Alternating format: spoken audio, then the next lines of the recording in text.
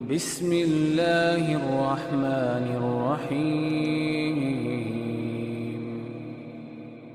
رسول اللہ صلی اللہ علیہ وسلم کا فرمان ہے فَإِذَا أَخَذَهَا لَمْ يَدَعُوهَا فِي يَدِهِ طَرْفَةَ عَيْنٍ۔ جو ہی ملک الموت وہ روح کو قبض کرتا ہے،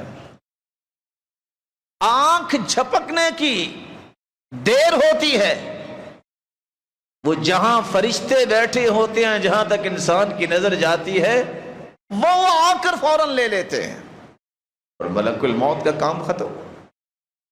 یہ فرشتے اس روح کو جب لیتے ہیں تو کیا کرتے ہیں؟ وَيَجْعَلُوهَا فِي ذَلِكَ الْكَفَنِ، جنت سے لائے ہوئے خوبصورت کفن میں اس کو لپیٹتے ہیں۔ وَفِي ذَلِكَ الْحَنُوتِ، اور جنت کی خوشبو اسے لگاتے ہیں، اس میں لپیٹ کے لے کے جاتے ہیں۔ وَيَخْرُجُ مِنْهَا كَأَطْيَبِ نَفْحَةِ مِسْكٍ وُجِدَتْ عَلَى وَجْهِ الْأَرْضِ۔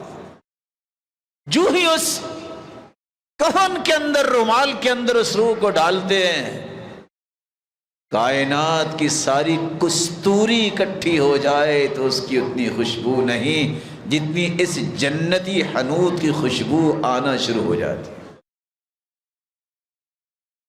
فَيَسْعَدُونَ بِهَا، یہ اللہ کے نورانی فرشتے اس کو لے کے پھر آسمانوں کی طرف چڑھتے ہیں۔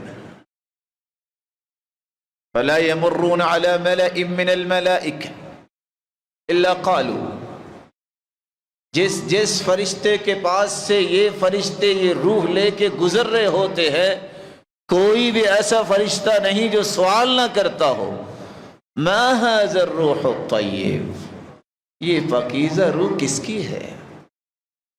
وَيَقُولُونَ فلان ابن فلان، فرشتے جواب دیتے ہیں یہ فلاں بن فلاں کی روح ہے۔ نیک آدمی کی جہاں عزت بنتی ہے اس کے باپ کا بھی تذکرہ ہوتا ہے، یہ فلاں کے بیٹے کی روح ہے۔